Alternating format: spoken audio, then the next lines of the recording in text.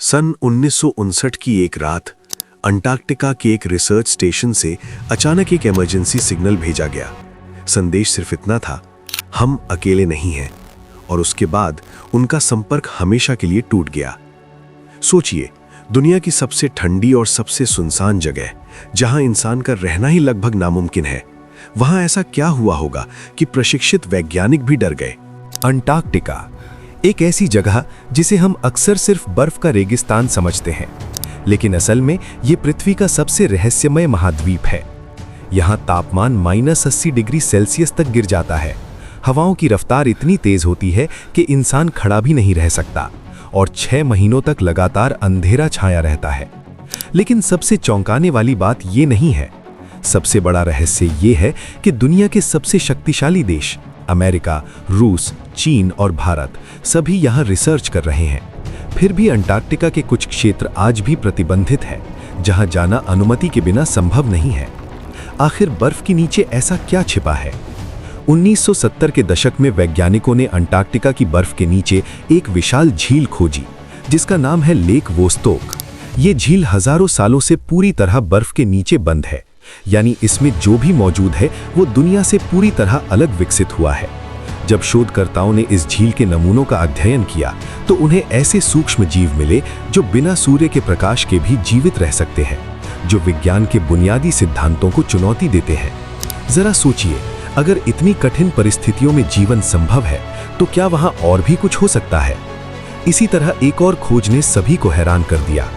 NASA के satellites ने Antarctica की बर्फ के नीचे एक ऐसी संरचना का पता लगाया जो बिल्कुल पिरामिड जैसी दिखाई देती है।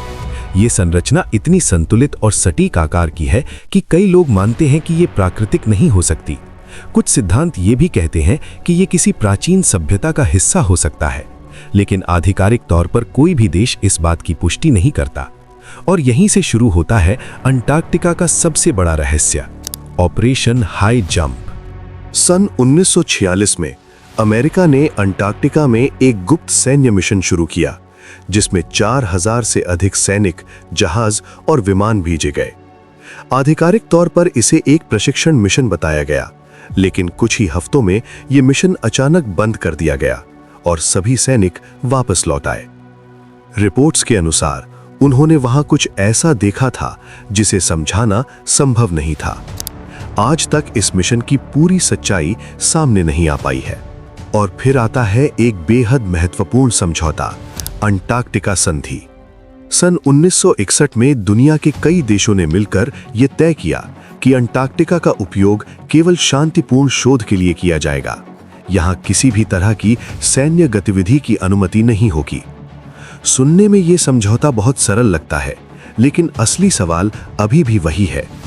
अगर अंटार्कटिका सिर्फ शोध के लिए है, तो कुछ क्षेत्र आज भी प्रतिबंधित क्यों है?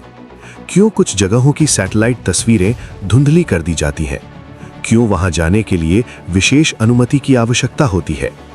सच तो ये है कि अंटार्कटिका आज भी काफी हद तक अनछुआ है, और वहां जो कुछ भी छिपा है वो शायद हमारी सोच से भी ज्यादा रहस्यमय हो सकता है। बर्फ के नीचे कोई प्राचीन इतिहास छिपा हो सकता है, अनजाने जीवन के रूप हो सकते हैं, या फिर प्रकृति के ऐसे रहस्य जिन्हें हम आज तक समझ ही नहीं पाए हैं। और शायद इसी वजह से अंटार्कटिका आज भी दुनिया की सबसे बड़ी पहेली बना हुआ है। अगर आपको लगता है कि अंटार्कटिका के राज आज भी दुनिया से छुपाए जा रहे हैं, तो इस वीडियो को लाइक करें, चैनल को सब्सक्राइब करें, क्योंकि यहाँ हम ऐसे ही सच आपके सामने लाते रहेंगे।